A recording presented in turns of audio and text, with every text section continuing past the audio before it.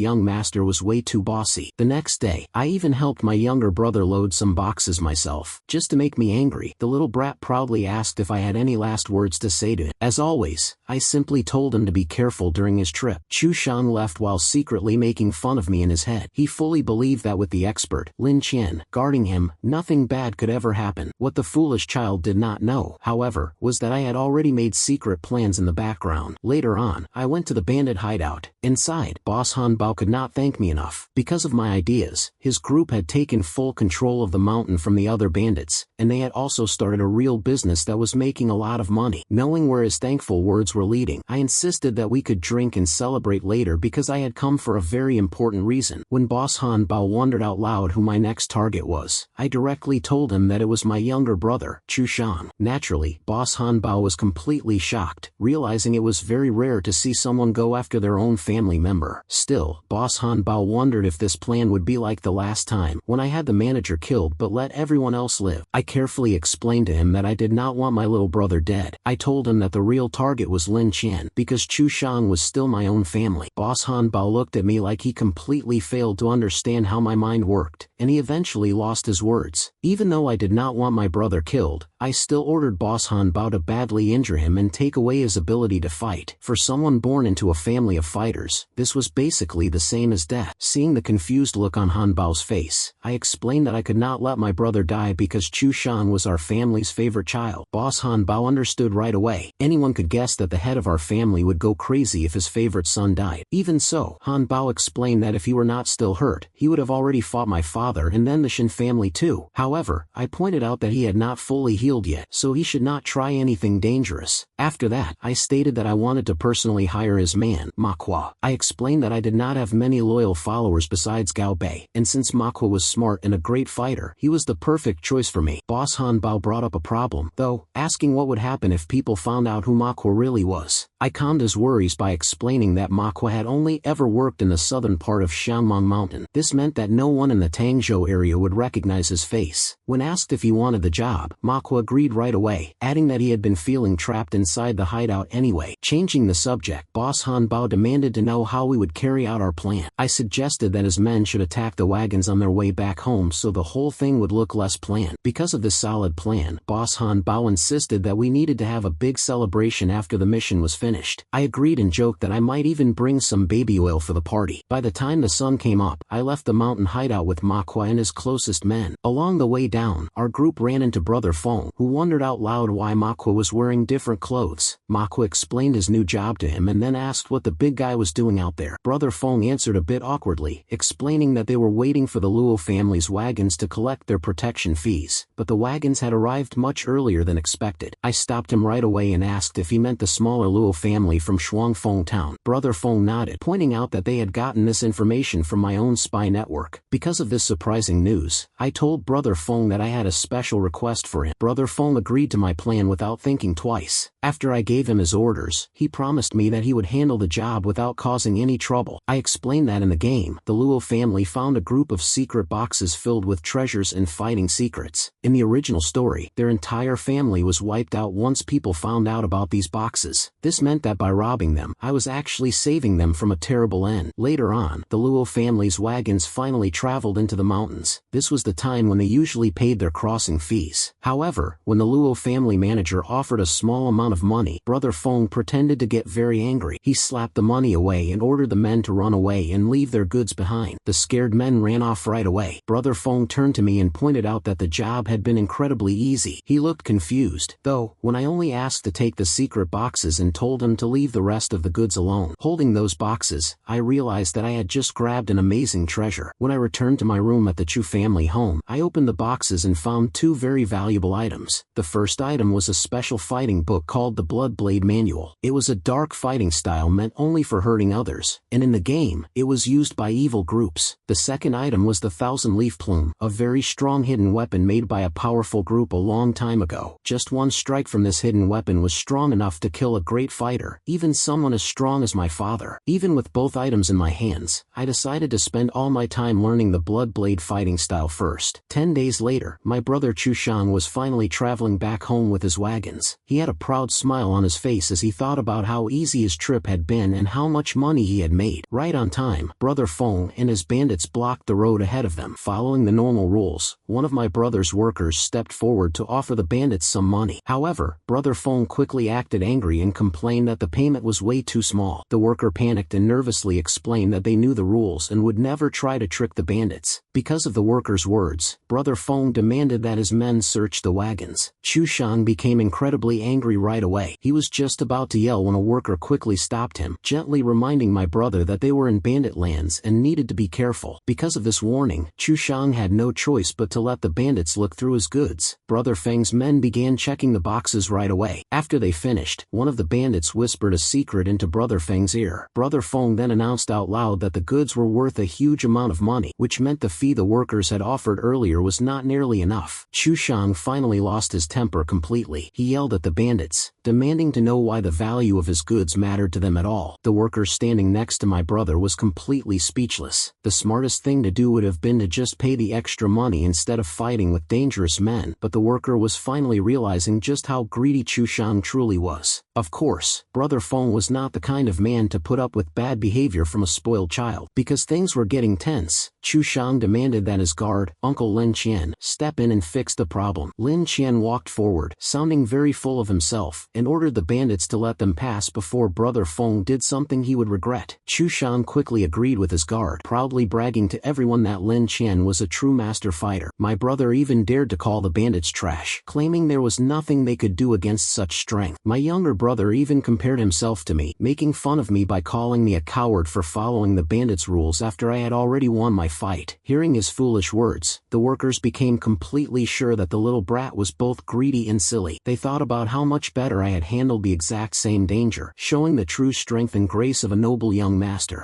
Just then, Boss Han Bao finally stepped forward, completely tired of the spoiled child's bad behavior. The moment Boss Han Bao stood face to face with the guard, Lin Qian, the guard's eyes went wide with shock. Lin Qian never expected to find a bandit who was so close to becoming an innate realm master. Because of his sudden fear, Lin Qian quickly tried to talk his way out of the fight, but unfortunately, Boss Han Bao had no desire to listen. Everyone watched in terror as Boss Han Bao casually killed a horse with a single powerful strike. Thankfully for Lin Qian, he managed to jump out of the way, but he could barely hide his shock that a simple mountain bandit knew military fighting moves. Boss Han Bao swung his heavy sword again and loudly announced that he hated the royal army. The moment their swords crashed together, the difference in their power became very clear. Lin Qian was instantly pushed backward, and Boss Han Bao gave him no time to rest or breathe. At that point, Lin Qian knew his life was over, and just like that, Boss Han Bao killed the proud guard. This terrible ending left Chu Shang completely shocked, as my brother never expected his perfect trip to end in such a complete disaster. Right after that, Boss Han Bao ordered his men to take all the goods. Knowing what was going to happen next, Chu Shang panicked and once again tried to use our family name to protect himself. The worker standing next to him could only sigh with pity. The worker knew that the Chu family name meant absolutely nothing to the dangerous men in these mountains. Surprisingly, Boss Han Bao decided to show the Chu family a little bit of respect by promising to let Chu Shang live. However, he had zero mercy for the cargo or the workers. Chu Chu Shang simply watched as his own men were killed one by one, not caring at all as long as he stayed alive. But to my brother's great shock, Boss Han Bao suddenly grabbed him and threw him hard to the dirt. Using his heavy foot, the bandit violently broke every single arm and leg on Chu Shang's body. Boss Han Bao reminded the crying boy that he had only promised to let him live, but he had never promised not to break his bones. 3 days later, I was busy practicing my new Bloodblade fighting style. After I finished my exercises, Manhwa, who had been quietly watching me, wondered aloud where I had learned such a dark and unusual move. He noted that it was definitely not a move used by good, righteous people. In response, I calmly explained to him that the only real purpose of fighting was to kill, so it did not matter if a move was seen as good or evil. My answer deeply impressed Manhwa. He also secretly noticed how incredibly fast I was getting stronger. Just a few days ago, I had struggled to beat a weaker fighter, but now Manhwa was no longer sure if he could even defeat me himself. Right at that moment, one of my workers walked in to deliver a report. The news was the same story that everyone in the family already knew. After hearing the details, I realized my father would be incredibly angry, so I decided to head straight to the main family hall to see what would happen. Inside the large hall, my injured brother, Chu Shang, was lying on a sickbed with all of his broken arms and legs wrapped tightly in bandages. A family doctor stepped forward to carefully explain the terrible situation. My father exploded with anger when he learned that his favorite son would be stuck in bed and unable to use his limbs for the rest of his life. Trying to cause trouble for me, my third brother, Chu Sheng, questioned why I was acting so perfectly calm about the whole tragedy. My third brother even asked if I was secretly enjoying our younger brother's suffering, or if maybe I had planned the whole attack myself. Pretending to be furious, I quickly fired back at him. I insisted that I was angrier than anyone else in the room because I was the one who had given the business to Chu Shang in the first place. I added that even if I cried right then, it would not heal Chu Shang's broken bones. Turning toward my father, I firmly stated that this was not the time for crying and that we needed to figure out what to do next. Hearing my words, my father allowed me to share my ideas. I explained that we really only had two choices. Our first choice was to fight back against the mountain gang. However, I pointed out that fighting was almost impossible because the bandits had managed to kill someone as strong as Lin Qian. If we chose to attack without thinking, the Chu family could lose even more men and money. Our second choice was to forget the whole thing ever happened because our trading business simply could not keep losing money like this. My father looked very thoughtful as he weighed my suggestions, and he finally decided that I was right. Not surprisingly, almost everyone else in the room agreed with the second choice because fighting the bandits was just too dangerous. After all, no one in our family truly knew how strong the bandit group really was. The rest of the family members all spoke up together, begging my father to think carefully before acting. Watching them, I could only laugh to myself. To me, everyone else in the family acted like greedy vultures. Every single one of them only cared about their own safety, and not one of them actually cared about the Chu family itself. Even with everyone else agreeing to let the matter go, the third wife kept demanding justice for her hurt son. In response to her crying, my father coldly asked her what exactly she expected him to do. He explained that he could not put the whole family in danger just for one son who was stuck in bed. He even admitted his own thought that Chu Shang had brought this terrible disaster upon himself by acting foolishly. The head manager also stepped forward and explained to my father that trying to get revenge would be a very bad idea. He suggested that they should just respect the bandits and stay out of their lands. He added that if they tried to take a different road to the state of Yan, the family would only lose a massive amount of money. Because of the manager's warning, my father asked the room if anyone was brave enough to take over the trading business. Sadly for my father, his trueborn sons were nothing but a bunch of cowards. Besides, everyone knew that the bandits had easily killed a master fighter. Naturally, everyone in the room turned to look straight at me. The old manager even pointed out that I had successfully run the trading business before, which meant I could simply take over it once again. Right away, I realized that the old man was just trying to use me as a sacrifice to save everyone else from the dangerous job. Still, the old manager was not completely against me. When my father agreed with the idea of giving me the job, the old manager suddenly asked if our family still followed the old house rules. My father frowned deeply and demanded to know why he was asking such a silly question, stating firmly that of course the family still followed the rules. Because my father said that, I calmly started listing all the hard work I had done for the trading wagons and how I had made the business so rich. I reminded everyone that even after all my success, my father had taken the business away from me and given it to Chu Shang in the blink of an eye. I pointed out that now that everything had gone completely wrong, they suddenly wanted me to fix their mess. Because of how unfair it all was, I openly announced that I would not follow my father's orders unless he gave me full ownership and total control over the entire trading business. My bold rule-breaking left the whole family shocked, especially the second wife and her son. Even my father was extremely angry and almost took away my power right then and there. Sadly for him, he was stuck. Besides me, none of his other sons had the skills or experience needed to run the trading wagons. Seeing this, the third wife tried to blame me by claiming that I cared more about the business than I did about my own family. I quickly shut her down by pointing out that I had absolutely nothing to do with her son getting hurt. Tired of all the arguing, my father finally ordered that Chu Shang be removed from the trading business and all other family duties forever. With just that one order, Chu Shang was completely kicked out of the race to become the next family leader. Turning toward me, my father gave me full control of the business again and even paid me extra money for all the trouble I had been through. I calmly thanked my father for the reward. Later on, I went to the money room to collect my reward. As I looked at the huge amount of money written on the paper, I finally realized a terrible truth. At first, I thought I was only fighting against my foolish brothers and their mothers, but my true enemy the whole time was my own father. I knew this because my father never actually planned to accept me as a true son. Because of this truth, my new plan became painfully simple. I decided that I had to kill or severely hurt the rest of my brothers so I could be the only child left to take over the family. 1 month later, inside the second wife's home, she admitted to her son that I had become a much more dangerous enemy than my oldest brother, Chu Kai. She let out a sad sigh and stated that if she had known things would turn out this way, she would have tried to build a good friendship with me from the very start. Her son completely agreed with her, mostly because I was getting all the attention in the family right now. Unfortunately for them, our father hated it when people caused problems in the house. The second wife believed that if they wanted to get rid of me, they would have to come up with a very clever and unusual plan. Right then, my brother Chu Xing suggested that they go visit his grandfather, the second wife's father. It turned out that the old man's fighting school had grown very large and powerful over the last 10 years. When they arrived at the fighting school run by Ding Kaishan, the second wife's father, the old man looked very disappointed, just like any strict father would. He had originally wanted his daughter to marry a man from the Chen family. The man she had refused to marry had now become very famous and was an even stronger fighter than my father. His daughter quickly told him that she had come to ask for his help, not to talk about the past, since they could not change what had already happened. When the second wife mentioned that she needed his help to make her son the next family leader, Ding Kaishan just made a mocking sound. He pointed out that my father was still fairly young, which meant the old man himself would probably die long before her son ever got to lead the family. The second wife became extremely angry when her father brought up the new rumors about me making a huge business deal with rich traders from the state of Yin. Even so, Ding Kaishan calmly noted that they still had a chance to ruin me. He explained that if I failed to keep my promises for the big trade deal, then the good name I had worked so hard to build would be completely destroyed. His daughter nodded in agreement. She then explained that even though she was in charge of the southern mines, she could not directly do anything to hurt the family's rock business, because my father would be furious. Hearing her problem, Ding Kaishan came up with a simple plan. He suggested that instead of hiding the valuable metal ores from me, they should simply sell all of them to someone else. The old man's idea sounded smart, but his daughter quickly pointed out that the metal ores were very expensive, worth tens of thousands of silver coins. She explained that she did not know anyone who had enough money to buy that many ores all at once. After hearing her worry, the old man suggested selling all the goods to the Li family. He stated that my father would not care who bought the ores as long as the family made a profit. However, the second wife quickly disagreed with him, reminding him that the Chu family and the Li family were bitter, lifelong enemies. Looking visibly disappointed, Ding Kaishan pointed out that his daughter's fear of taking action was exactly what kept holding her back. Still, he asked her how much metal ore the mines produced every month. Shockingly enough, she admitted that she had no idea. However, she guessed that it would probably be around 50,000 caddies. Hearing that, Ding Kaishan told her to start making plans right away. At the same time, he secretly thought to himself that his daughter truly knew nothing about business. In his eyes, this was the perfect chance to make a huge amount of money for himself while also helping her. The very next day, the cleaned metal ores were delivered straight to his fighting school. Ding Kaishan stepped outside and asked the worker exactly how much had been delivered. The worker respectfully explained that they had brought 57,000 caddies in total. The poor worker was completely shocked when Ding Kaishan casually ordered him to change the written numbers. When the worker hesitated and refused to lie, Ding Kaishan coldly asked if he needed to remind the man of who he was, making it very clear that changing the numbers was not a polite request. Terrified, the worker could only apologize and obey the old man's orders. Meanwhile, Ding Kaishan decided in his mind that it was time to go visit the Li family. The next part of the story happened at the Li family home. Inside their main room, the third young master, Li Zhao, sat together with Ding Kaishan. The old man praised how well the Li family's business had been doing since their father had passed away, which made Li Zhao politely thank him for his kind words. However, the sneaky old fox quickly changed the subject to talk about me. Li Zhao instantly became furious, especially when he remembered how I had embarrassed his worker, Li Jing, and even killed one of his men back in Yuanbao town. Smiling slightly, Ding Kaishan finally shared the real reason for his visit and explained everything about his secret plan against my family. After finishing his long story, the old man asked if Li Zhao wanted to buy the stolen metal ores. Of course, Li Zhao agreed right away. In fact, he even offered to pay a little more than the normal price. With that, their deal was finished. Ding Kaishan told the young man to move quickly and transport the goods away as soon as possible. At the same time, the old man secretly celebrated the huge amount of money he had just made for himself without anyone knowing. The moment Ding Kaishan left the room, Li Zhao's oldest brother, Li Cheng, and his second brother, Li Yun, walked inside. Both of the older brothers warned Li Zhao that Ding Kaishan was a tricky old fox who only did things that helped himself. They worried that Li Zhao could easily lose money by working with such a selfish man. Seeing his two older brothers, Li Zhao gave them a quick summary of his secret talk with Ding Kaishan. After hearing the whole plan, the oldest brother, Li Cheng, immediately announced that it was a terrible idea. From his point of view, the only reason my family and the Shen family had not attacked the Li family lately was because both of our families were too busy fighting our own inner problems. Li Zhao waved off his worries, pointing out that Ding Kaishan was only doing this to help his grandson become the next head of my family. Li Zhao believed that if their plan worked, the Chu family could eventually become their friend. Hearing this, Li Cheng warned his younger brother to handle the secret deal very quietly so no one would notice. However, Li Zhao simply complained that his older brother was way too careful. And as usually happens, the very moment someone firmly believes that nothing can go wrong, everything immediately goes wrong. The next day, I was busy training when one of my wagon workers suddenly rushed in with an important message. After I scolded him for running in so carelessly, the worker quickly explained that someone in my family had secretly sold our newest batch of metal ores. He added that the valuable goods meant for the rich traders had been sold right to my stepmother's father. When I heard that Li Zhao was personally in charge of moving the rocks, a small smile crossed my face. I saw this as the perfect chance to kill my enemy, so I calmly ordered Manhwa to gather our men because we were heading straight to Ding Kaishan's fighting school. Meanwhile, Li Zhao had no idea that a huge disaster was coming his way. I suddenly arrived and coldly asked him if he really understood what he had just done. Li Zhao calmly replied that he had only bought the goods from Ding Kaishan, and he asked me what that deal had to do with me. In return, I asked him if he truly wanted to start a war between our families just over a pile of rocks. Li Zhao instantly became furious. He reminded me that our families had already been bitter enemies for years. He also pointed out that I had embarrassed and beaten up his men back in Yuanbao town, which was something I had almost forgotten about. Even so, I casually asked him if he really wanted to make such a huge deal over a few badly behaved workers. When I saw that Li Zhao refused to back down, I attacked him immediately. Li Zhao barely managed to block my sudden strike. However, the heavy crash forced him to step backward, and he looked completely shocked by how much stronger I had become. Without giving him any time to breathe, I charged forward at him again. After trading several fast blows, I slowly gained the advantage, and the moment Li Zhao dropped his sword, he knew right away that he had lost. Naturally, I did not wait at all and went straight for the killing strike. The fight would have been completely over right then if Ding Kaishan had not stepped in to stop me. Using his special hand move, the old man blocked my attack and coldly asked me if I really dared to kill a man right in front of his school. I took a step back, noticing that the old man was willing to do a lot to protect his grandson's secret plan. Deep inside, I already knew that I could not beat him yet because Ding Kaishan was a little bit stronger than me at the moment. Even so, I left him with a warning, telling him that an outsider had no right to get involved in the Chu family's business. I told Ding Kaishan that since he insisted on causing trouble for us, things would end very badly for him. As he watched me walk away, Li Zhao quickly thanked the old man for saving his life. However, Li Zhao could not help but mention how strange and dark my sword moves had become. The old man agreed with him, fully believing that my new fighting style did not belong to a good and honest person. On our way back home, my worker wondered out loud why I did not finish the fight, guessing that the old man should have been weak at his age. I shook my head and explained to him that Ding Kaishan was actually much stronger than me right now. I also pointed out that there were simply too many people inside the fighting school. Fighting in that place would have put me in a very bad position. Still, I promised my men that I would handle the old man when the right time came. For now, though, I needed to go back to the Chu family home. I had to see exactly what my stepmother and younger brother were planning after they had dared to steal from me. Just like that, I stood inside my family's main hall and gave a full report of everything that had happened. I asked my family why we would ever sell our valuable metal rocks to the Li family, since we had been trying to beat them for years. As I spoke, the main wife and her son smiled quietly to themselves. They were very happy that the second wife and I were starting to fight with each other. Just as I expected, my father demanded to know who planned this trick. The third wife said she did not know anything about it, adding that the rocks were only sold to the second wife's father. Because of this, my father asked how the materials ended up with the Li family. The second wife quickly explained that her father, Ding Kaishan, wanted to use the rocks to make weapons himself. She added that when the Li family would not help him, he had to sell everything to them instead. She did not even try to hide that her father made a huge amount of money by selling the 50,000 pounds of material for much more than it was worth. Then, the second wife reminded my father that her own father had helped our family become powerful in the first place. She pointed out that without her father's help, our family would never have settled safely in our city. This made my father calm down a lot. After all, she was right, and since her father made so much money, our family did not really lose anything. Even so, my father warned her that she should not treat him like a fool. He told her plainly that he knew she worked with the Li family, and he ordered that she must never do it again. After that, my father declared that the problem was solved and told everyone to leave. I was incredibly angry. At the same time, my stepmother and younger brother made fun of me in secret. They whispered about how my father just ignored the whole problem, treating me as if I were not even part of the family. However, their teasing actually worked out well for me, because it gave me the perfect excuse to go ahead with a secret plan I had been working on all along. The moment I stepped outside and met up with my helpers, I told them that the meeting did not go the way I wanted. Because of this, I announced that I was going to kill Li Xiao myself. My loyal helper, manhwa, was completely shocked. I wanted to do this to prove once and for all that I am the only one who deserves to be the next leader of our family. Manhwa suggested that we ask Boss Han Bao to help us. I just shook my head and explained that Li Xiao had already given me a much better idea for how to finish my plan. While I was getting ready to explain my idea, over at a nearby inn, a man named Li Jing was sitting all alone. He was drinking and thinking about how his master had completely ruined my plans. But his quiet moment did not last. A second later, Li Jing nearly jumped out of his skin in fear. Manhwa had suddenly appeared right behind him, quietly telling Li Jing that I wanted to have a private chat with him. The poor worker had no choice but to follow manhwa. Soon after, Li Jing was completely shocked to find out that manhwa's young master was actually me. I ignored his panic and calmly told him to sit down. Meanwhile, Li Jing's mind raced with fear as he wondered if I planned to kill him. Instead, I decided to use his greed to my advantage. I knew Li Jing was not the type of person who would be happy being a normal worker forever. Because of this, I placed special training materials and valuable items right in front of him. The greed in Li Jing's eyes became very clear as he stared at the treasures, wondering if they were truly meant for him. I confirmed that everything could belong to him if he agreed to one rule. I told Li Jing that he had to tell me the secret roads his young master used to move the metal ores. The worker immediately became nervous and asked what exactly I was planning to do. My face turned cold as I pointed out that this was a rare chance he would only get once in his life. I explained that the only question was whether he was willing to take it. Naturally, Li Jing did not waste any time and accepted my deal. He greedily grabbed all the resources before quickly leaving the room. After he left, manhwa walked in. He still could not believe that I knew the worker would give away the Li family's secrets so easily. I simply explained to him that Li Jing was naturally greedy and hungry for power. I pointed out that a man like him could never stay happy just being a simple worker for his whole life. Manhwa could only agree with me, realizing once again how tricky the human heart truly was. The story then moved over to the Li family home. Inside, the Li brothers were talking about me. The second brother mentioned that he had heard their youngest brother had lost a fight against me. Li Xiao agreed, though he did not want to, and admitted that I was incredibly strange. He explained that even though I was still at the lowest training level, my strength was completely overwhelming. In fact, Li Xiao even suspected that I was not fighting seriously during our last battle. Because of this danger, the oldest brother suggested that Li Xiao bring their uncle along as a guard, since the uncle was already a very strong fighter at the blood condensation level. However, the youngest brother wondered if such careful steps were really needed, especially especially since the Shanman Mountains now had strict rules. Even so, the oldest brother insisted that this was exactly why Li Zhao needed to bring their uncle. He believed that in dangerous times, it was always better to be safe than sorry. And just like that, their group started their trip the very next day. Li Zhao traveled right next to his uncle, Li Zhang, who promised him that nothing bad would happen. Li Zhao thanked his uncle nicely for coming with him, but to their total surprise, I suddenly appeared right in front of them on the road. I calmly stated that Li Zhao had something that belonged to me. Li Zhao was completely shocked when I showed up out of nowhere. However, after he noticed that I had only brought a small group of men with me, his confidence quickly returned. Acting very proudly, Li Zhao pointed out that my father had already settled the problem, yet I was still causing trouble. He even questioned if I truly wanted to drag the Chu family into a war over a pile of rocks. In response, I let out a scary wave of anger, making it completely clear that I planned to kill Li Zhao right then and there. I no longer cared about my father's choices. Because of this, Li Zhao pulled out his sword and ordered his men to attack. The Li family guards charged toward me all at once. At that exact moment, Manhwa rushed forward excitedly with his own men. He loudly announced that it was finally time for them to show me what they could do. Meanwhile, I headed straight toward Li Zhao. However, right before I could reach him, his uncle, Li Zhang, stepped forward and blocked my path. The strong guard calmly told me that he would be fighting me instead. I was pushed backward, and Li Zhao's uncle told me to run away. He promised that if I left, he would pretend this fight never happened. This left me completely surprised because I never expected the man to be so incredibly strong at his current training level. Unfortunately for them, I had no plan to back down. Instead, I ordered Manhwa to attack Li Zhao while I handled the uncle myself. Of course, Manhwa happily accepted the chance to fight the young master, leaving the older man for me to battle. During our fight, Li Zhang warned me about the huge gap in strength between his high training level and my lower one. After pushing me back, he suddenly jumped forward and used a special fighting move. I did my best to block the hit, but I was knocked far backward in the end. Recovering quickly, I stared at the man in pure shock. From that single move, I could easily tell that he was a monk. More than that, he was a monk from the famous northern Great Bright Palace. Naturally, I wondered aloud how someone from such a powerful group ended up working for the Li family. The man explained that back in those days, he was nothing more than a kitchen worker, but the Li family had given him a much better life. Because of his loyalty to them, he advised me once again to give up, claiming that I could never win. However, his words only made me even angrier, and just like that, we started fighting again. During our next clash, the monk quickly realized that my fighting style was very strange and extremely dangerous. He knew that even a tiny mistake against me could easily cost him his life. On the other side of the road, Manhwa had already beaten Li Zhao. The wicked bandit did not waste any time and quickly grabbed the boy's arm. Meanwhile, I was having a very hard time in my own battle. The monk hit me hard and sent me flying through the air once again. Without giving me any time to rest, the monk charged right at me. However, I stepped out of the way at the very last second, causing his powerful attack to smash a giant hole into the dirt. Right after that, I fought back and aimed my sword straight at the monk's fingers as he held his staff. This forced the man to drop his weapon by accident, and he quickly got ready to fight me with his bare hands instead. Sadly for him, I took his strong punch head on and used that exact moment to launch my own strike. In the end, I sliced his neck with my sword. Only then did I finally breathe a deep sigh of relief. In my mind, I realized I had never expected to fight a monk from one of the two great Buddhist groups. Thankfully, the only reason I managed to win was because the monk had stopped trying to defend himself and completely switched to attacking me. Seeing that the fight was over, Manhwa walked over to me while carrying Li Zhao. Manhwa mentioned how amazing it was that I had managed to beat a monk who was at the blood condensation training level. Feeling curious, I asked Manhwa if he had ever met monks before, especially anyone from the Great Bright Palace. Manhwa explained that there were actually two main Buddhist monk groups, with one living in the north and the other in the south. He added that even though he had never met one face to face, he had been very close to them because the Iron Cavalry base was located right next to the northern monk group. Meanwhile, Li Zhao had completely lost all of his proud attitude and started begging me to spare his life. Unfortunately for him, it was already way too late to feel sorry. Just like that, I ended his life and sent him away to join his dead father. Afterward, I turned to Manhwa and suggested that we take all the metal ores and the goods from the Li family's wagons before heading home. When Manhwa asked me what we should do with the dead bodies, I calmly told him to just leave them right there on the road because I wanted people to find them. The story then moved over to the Lee family home. Just as I expected, the two older Lee brothers soon found the dead bodies of their youngest brother and their uncle. The second brother immediately demanded to know who could have done such a terrible thing, so the oldest brother carefully explained everything that had happened. As one might guess, the second brother became extremely angry and was ready to personally hunt me down to get his revenge. However, the oldest brother stopped him right away. He angrily pointed out to his younger brother that getting revenge was completely useless at that moment. He explained